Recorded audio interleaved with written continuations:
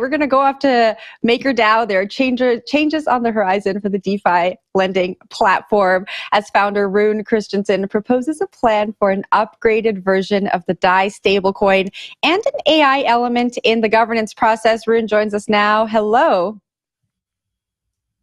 Hello. Thanks for having me.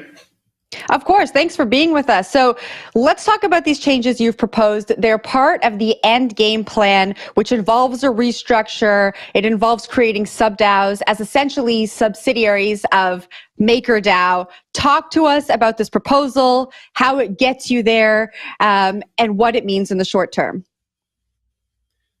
Yeah, Endgame is a major governance overhaul of MakerDAO that aims to increase participation and adoption of the system and streamline the governance process so that all these new participants can work together to create large amounts of economic value together and really deliver on the original promise of DAOs. So this proposal is essentially a rebrand, right? We're talking about an upgrade to the DAI stablecoin, an upgrade to your governance token. There's a rebrand element in there. Usually when we hear about these restructures, there is trouble beneath the surface. Why all of these changes?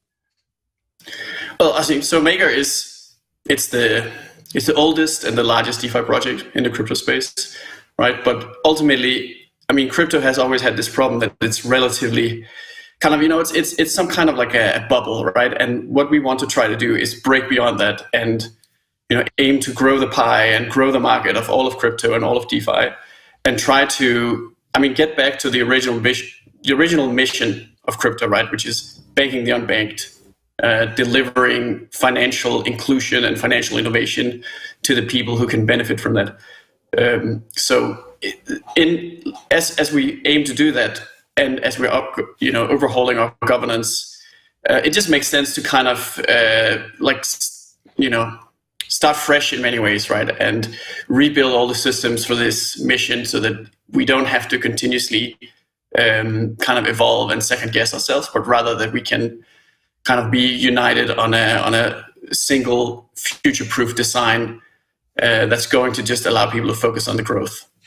So what are you getting wrong now that is going to require this? What do you think is going wrong now? Why do you need to revamp things? And why AI? I mean, the AI is now the new buzzword. Everyone has to have it. If by the way, I am AI.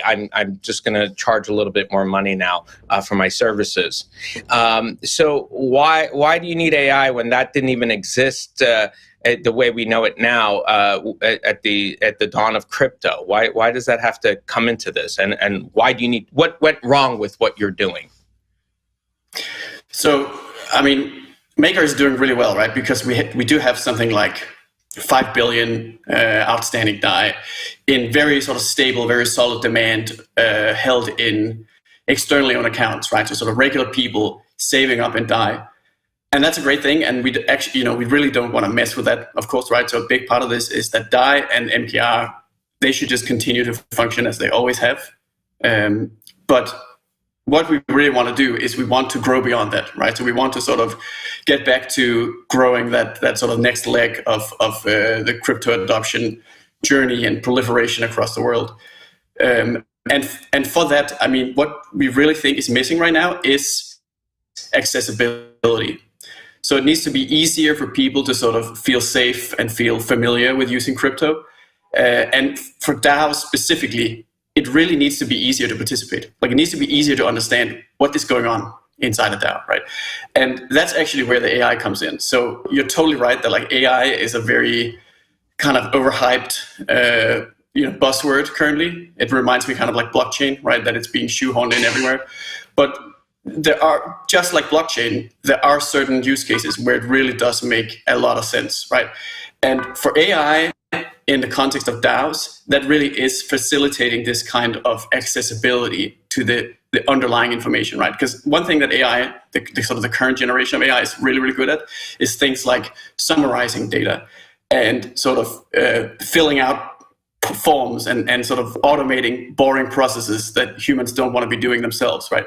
So we want to build AI tools that put this kind of stuff in the hands of the sort of the regular people on the periphery of the ecosystem.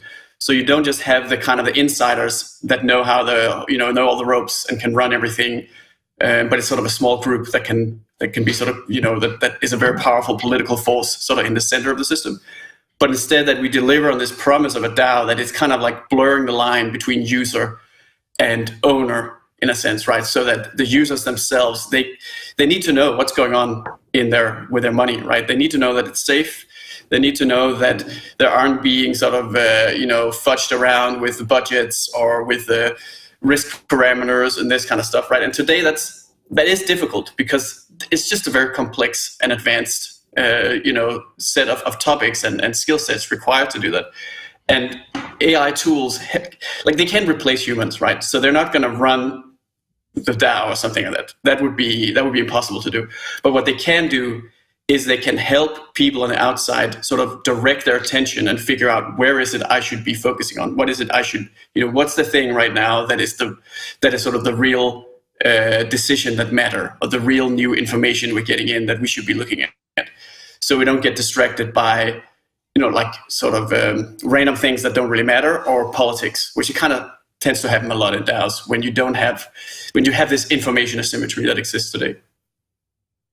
That's such an interesting point. So if I understand correctly, you're basically saying that AI is basically going to just separate sort of the important information from the less important information and kind of find the signal among the noise. It sounds like that's what you're saying. The other issue that I think crypto has, as we well know, and I think DAI has, and basically DAOs have, is that it's not so much about signal and noise. It's also just about the kind of concepts being relatively incomprehensible to a lot of people, right? And do you think AI can help with that? Because that's kind of a separate issue, right? Like, we're talking about a very complicated process and a very technical and and do you think AI can help actually make that clearer, make that more accessible? Because it sounds like that's a little bit different from what you're saying, but I'm curious. Yeah, it absolutely can if used right. And I think this is the one thing where this is how AI should be used in crypto today, right? It's exactly this. Separate the signal from the noise and help kind of explain the signal better, right? And explain it in words that are relevant to people's sort of personal context, right? And I guess there's sort of two parts to that, right? So one is the kind of the AI tools itself. And then the other part is sort of the underlying concepts, I guess you can say, right? So this is where it also comes back to the rebrand with Maker, that we also just want to kind of streamline and kind of, redesign the concepts sort of so that they're more coherent in a sense, right? And then they're built around this idea that if you add the AI tools to them and you add that on top of the governance process, then it should just be as easy as possible. I mean, it should be fun, right? It should be easy. It shouldn't be frustrating or sort of difficult to get into, right? In some sense, ideally, it should almost feel like playing a game, right? Like participating in governance in a DAO should be sort of something that you want to do because it sort of rewards you. That's really the direction that we see. Is that's the big opportunity with AI and just what's missing in crypto right now. And then that's what we're delivering with Endgame. So Rune, you brought up the $5 billion worth of tokens in circulation. That's actually, I think, 50% down in supply from last year. Do you think this revamp of the DAI token is going to increase demand, or how are you thinking about it from a business perspective?